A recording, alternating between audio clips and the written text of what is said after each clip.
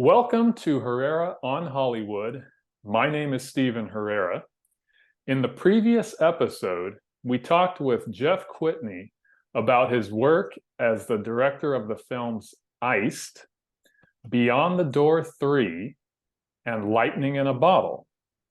After directing films, Jeff wrote for several animated television series, including Animaniacs, Rovers, Cow and Chicken, and Histeria, which he conceived.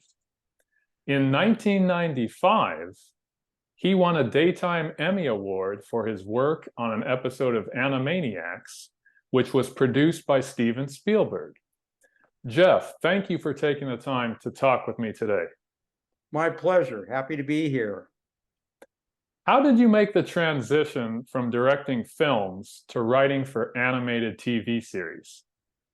Well, actually the writing before it began long before the animated series. I was a screenwriter before I started directing, and had a literary agent in Hollywood, but I was just writing scripts to make a living for low budget horror films, action films, and sort of thing. And the way it works in that end of the Hollywood business is a lot of your income comes from writing scripts that never get produced, or scripts that get optioned multiple times. And you can actually, believe it or not, make something of a living doing that, even if it never makes it to the screen. And that was happening to me in the 80s. And the Italian producer Ovidio Assanides, who I mentioned I worked for when I directed Beyond the Door 3, actually hired me to write scripts for him before I began directing. And a couple of them, one of them, Beyond the Door 3, I wrote the original screenplay for that. I conceived of the original story. It was based on a novel called The Painted Bird, which I had read, and Jerzy Kosinski had written. And it's a frightening story that takes place in medieval Eastern Europe. And I thought that was a great idea, pitched it to Ovidio, wrote the script, and that was in 1986, and then didn't think about it. And it was a couple of years later, I ended up directing that film, which was then had been rewritten by another screenwriter he had hired, which is the way it kind of works. I've written scripts with other screenwriters getting the credit. Happens all the time. I'm okay as long as the check doesn't bounce, you know. But having said that, after the last film project that fell through, I had to continue with my writing to make a living. I could see that the directing was getting very precarious. And so, I found a way. I think it was the original literary agent who introduced me to somebody at Deke Entertainment. And I began writing scripts. I wrote many scripts of Action Man and Mummies Alive, all those wonderful Saturday morning kids TV shows. I wrote many episodes of Street Sharks, and it was a lot of fun. I mean, it was fun. I'd write a script a week. The turnaround was very quick in getting paid. I was working for reputable companies, including Warner Brothers. So it was 1985 to 97, I believe, was when I was writing for those shows. So it was a much faster pace than directing films. Oh, yeah. I mean, it can take a couple of years to get a film made, and it may take 18 days to shoot the film, but it can take a long time to get a buyer, get the production put together. Whereas with when I was working for Warner Brothers, you come in with a script idea. Ideas are cheap. I come up with 50 ideas for Animaniacs, and the producer, Tom Ruger, would say, do number 37. I like that one. Within a week, it's done, and I'd get a check. And it was like, this is an interesting way to make a living. I can do this. It was a lot of fun. So when you were writing these animated series, were you working at studio offices with other writers, or did you work from home? Well, that's a good question. Most of us writers, although we would do sometimes story meetings in an office at the companies with other writers, sometimes you bandy ideas around, which I loved. Sitting around a table with a bunch of crazy guys. Mostly guys. There was always 2 or 3 women in there too that were really talented, and you're throwing ideas around. That's great. But most of my writing was done back at home with my laptop. In those days, we didn't have email, so you could send scripts via the internet. So I would have to print them out and jump in my car and drive them down to the studio and drop it off. It was really wild. That was, you remember, this is 95. So, technology, at those times, we had like a Toshiba, monochrome screen, but I wrote my scripts on that thing and it worked. And I remember you told me you had a very immersive environment at home. You had the laptop set up in your Right. kitchen, right? Yeah, this is the only way to write. You put the laptop on the kitchen counter, so within reach is the coffee pot and the refrigerator with the junk food. And all day long, I would stand at the counter with my laptop. I wouldn't sit down, and I'd sort of circle around my laptop, kind of like a hungry lion around his prey. And then every once in a while, I'd come in and attack the laptop. And like here, I'm at my laptop now. I just start typing like a maniac, then pace around a little more, and then I do that all day long. It was very fun. All right, I want to talk about Animaniacs specifically. It was a very popular series because of its likable characters and clever stories. Can you tell us about your work on Animaniacs and the Daytime Emmy Award that you won? Yeah, well, by then I'd been writing scripts for a while and had, all those other shows, Extreme Dinosaurs. I even wrote an episode of RoboCop. I'm telling you, I was all over the place, all over the map. But Tom Ruger, who is the executive producer and creator, this show had been going on, I think, for 2 years. I came in the 3rd year of the show, and he just tried me out.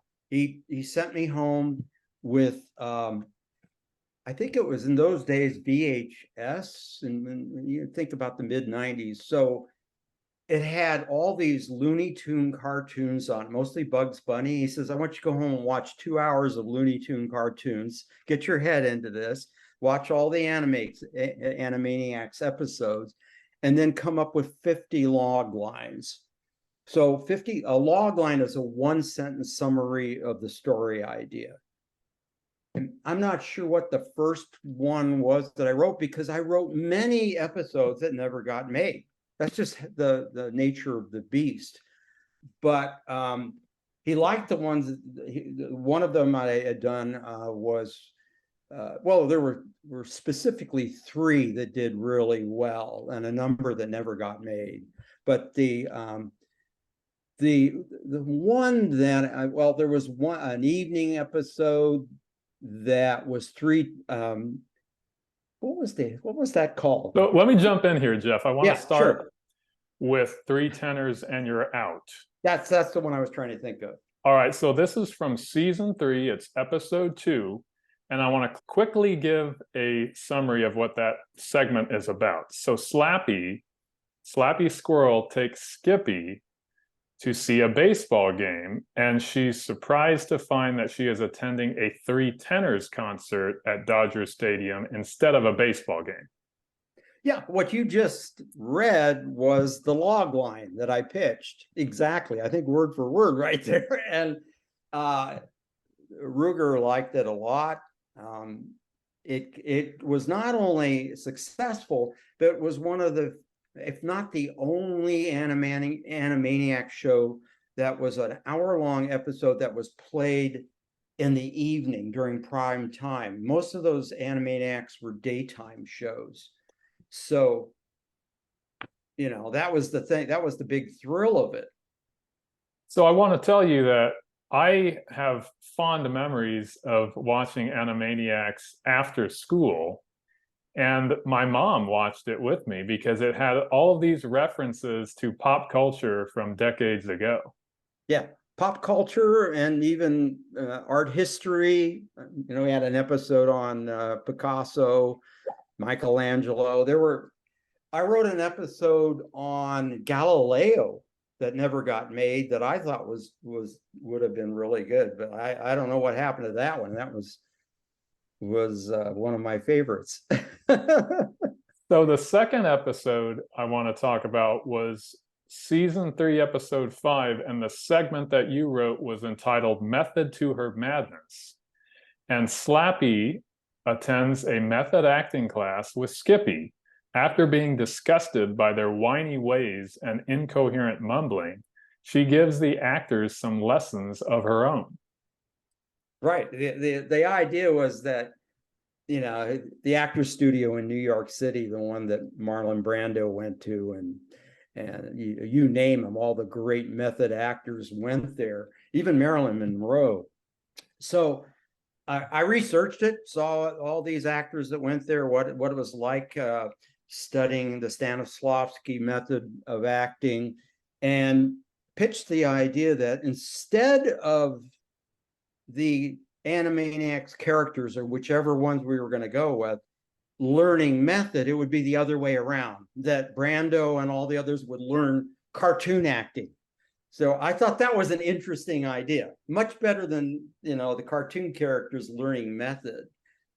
Let's have these superstar actors learning cartoon, which is silly, hit you over the head with an anvil kind of thing.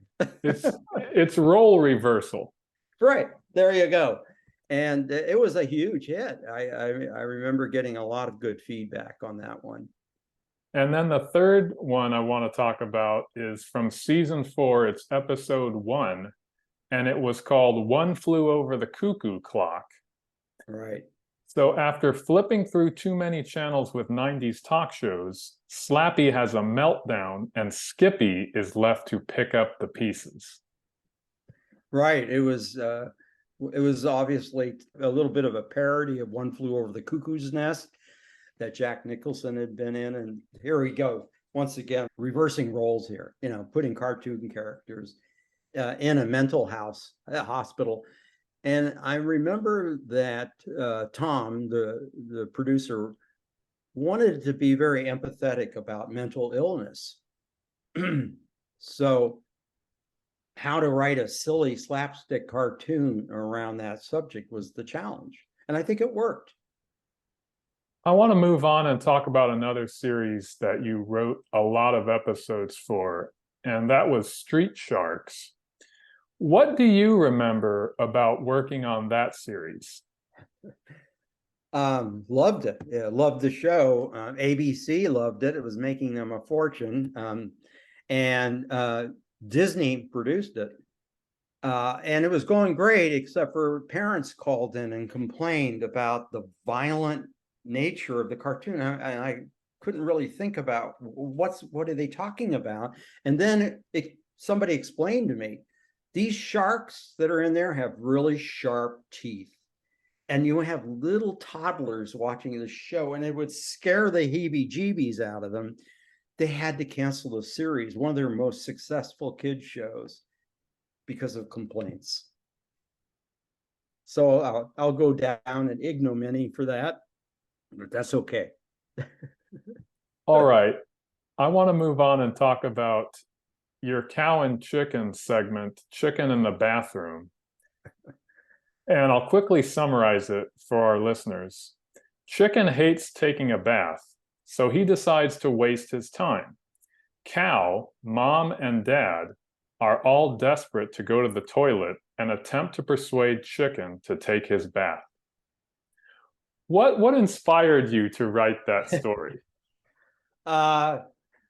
I would say my own madness. It was because I was a father who had a son who was maybe 5 years old or so at that time, and I actually had that experience. I couldn't get him to take a bath, And he said, Dad, why do I need to take a bath? I'm just going to get dirty tomorrow anyway. So I thought about that. This is a very reasonable, argument that he's making, very persuasive, but I ended up winning and he had to take a bath.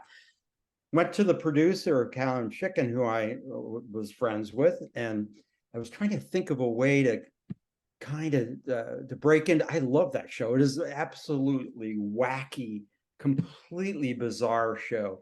I had this great conversation with the producer, whose name right now escapes me. I'm embarrassed to say, but you can look it up. And he wrote most of the episodes, almost all of them. So he told me that most of the inspiration for that show comes from his own kids. And I said, well, I have one for you. And I pitched the idea of chicken in a bathroom. And he said, oh, that is so good. That is exactly how it goes. Let's do that. And so I got a credit for that. I still get royalty checks from that show. Really? I mean, that was like 95, 96, 90. I don't know when that was, but it was a strange thing. It's still being shown all over the world. It was actually season 3, episode 6 from September 19th, 1998. Really? Well, I was writing that long. Interesting. Well, that really, it surprised me. It might have been I wrote it in 97 and it didn't get made till 98. I'm not sure. But that shows you a kind of overlapping thing that was going on then.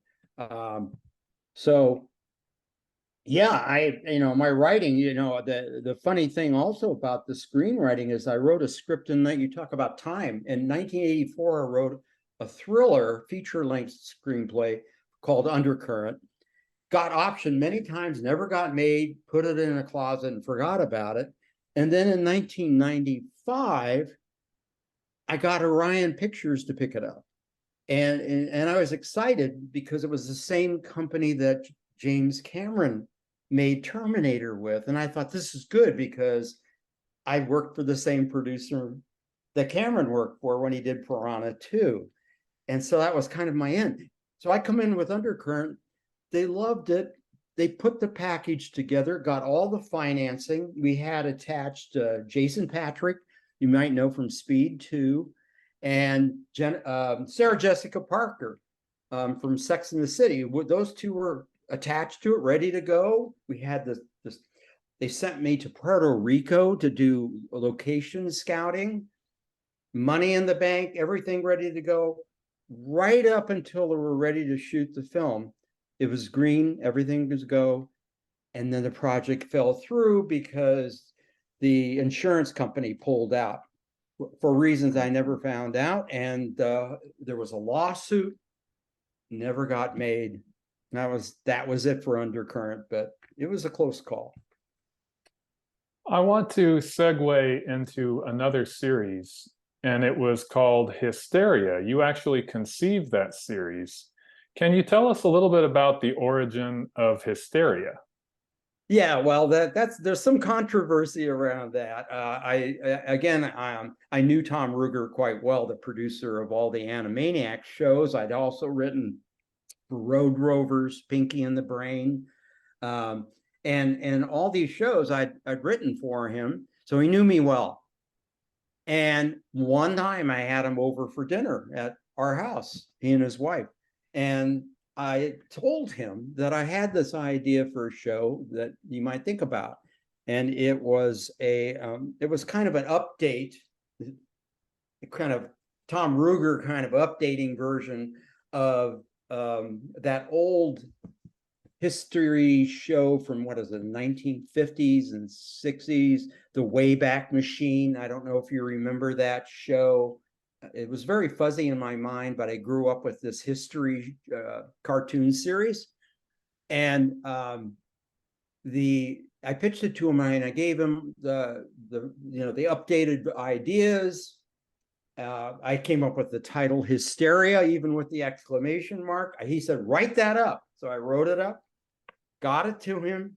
A few weeks later, he called me into Warner Brothers. And he said, into the Warner Brothers office, and he took me into this room, and they had all the sketches on all the walls of all the characters from Hysteria. And they even kept the name. Everything was there. And I said, Tom, this is great. There's my show. And he didn't look too pleased. He was the executive producer. So he got the credit for the show and I got to write for him, which was never made me too happy. But, this is Hollywood. This is, kind of how things sometimes work. So that was disappointing. But this series was about world history. Yeah, I wrote an episode for it on the Russian Revolution. So yeah, they actually hired a woman. And I always thought this was the strangest job in the world. They hired a woman full-time job to come in and do all the research to make sure everything was accurate on all the episodes, because they're all history lessons. And I thought, well, that's okay. I don't know why the screenwriters couldn't do their own research, which I did. Certainly read everything I could on the Russian Revolution, for example. But that's okay. They have their reasons. Makes sense to no one but themselves. So your television writing career ended in 1998. What were some of the thoughts you were having at that time, and how did you decide on a new direction? Oh, well, that's a good question. And if there are other people out there who work in the film business, or screenwriters or filmmakers, probably know what I'm talking about. It's a very frustrating business. There's a lot of excitement, incredible highs, and incredible disappointments. And you have to have that kind of stamina, that kind of alligator skin to get through that business. And by 1988, I've been doing it since 84, and this is 98. So I've been doing it a long time. And I was getting pretty fed up with a lot of personalities, a lot of the falling through of projects and so on. I got a project. My agent came to me with a project called Augie and the Cockroaches. And I thought this could be good. So I pitched ideas. We worked on it for a while, and they offered me the dream of a lifetime. The company was being produced by a French company that had offices in LA and wanted LA talent. And they were going to give me an office in Paris and make me the lead writer on the show and pay for my housing and my wife and my kids. And I thought, if you're a writer, this is what you dream about, and certainly I was thrilled. Plus it was a funny show, and it would have been a great job. Even if it lasted 1 year, it would have been a great year. So I signed the contract. We had everything done. I remember what happened is my wife and I decided to celebrate. We went out to dinner, went to see Titanic, James Cameron's movie. This is one of those 18 ironies that keep coming around. There I am, the guy who gets to do Titanic, working for the same producer I did work for. We had different paths we went on. So anyhow, I went to see the movie, really liked the movie. We were in high spirits. We came home. And in those days, you had answering machines with little flashing lights to tell you there was a message on it. So I played it. And it was my agent saying, the project is off. It's been canceled. And I remember this was one of those high moments. And then I went so far down when I heard that. I turned to my wife and I just said, I'm done. Well, she said, what are you going to do? And I said, well, I have a master's degree in English. I've always wanted to see if I always thought I'd be a good teacher. And I tried it out. I got a job at a school in Pasadena and I taught there. And I loved it. I loved literature. I loved teaching English. I was good at it. Steady income, very fulfilling, very creative. So from 1980, I want to say 8 to 2019, I was a teacher, high school teacher. Never went back to writing or directing. So it goes. So from 1998 to 2019, you Yeah. were a teacher in high Uh-huh. school. Yeah. So 20-year career as a teacher, and you were in 20 years in film and television as well. Almost 20 years in the film business, about 20 years, because I think I started, if you really want to start a starting point, it was even further back than 1984 when I got my first writing job. You know, writing always takes time to get going, to get an agent, get people to see your stuff. It is, so it goes back about 20 years of writing and directing and 20 years of teaching. And I don't regret either career. Started a new career when I retired, which is always wanted to be a novelist. I've published 2 novels since I retired. In case anyone is interested, I don't know, but the first one's called Desolation Lake, and the second one I wrote that came out in 2021 is called Falling Stars Over Belgrade, which was inspired by my experience of directing Beyond the Door 3. So it's beyond. So Falling Stars Over Belgrade is a fictionalized, imagined version of my experiences directing low budget horror films, and kind of a what if story. What if this happened? How could this have gone wrong? Kind of a story. And so I let my imagination go, but it was based on actual directing experience working in Belgrade, Yugoslavia. As they say in the entertainment industry, it's inspired by true events. Right. You know, and so in a sense, I guess my film business writing continued. It just segued into novel writing. And I think a lot of people in our audience would be interested in reading that story since it deals with your experiences making low budget horror pictures. Right. I think they would. I mean, I changed all the names of all the real people. They're fictionalized. I took a great deal of liberty with a lot of the stuff that I went through.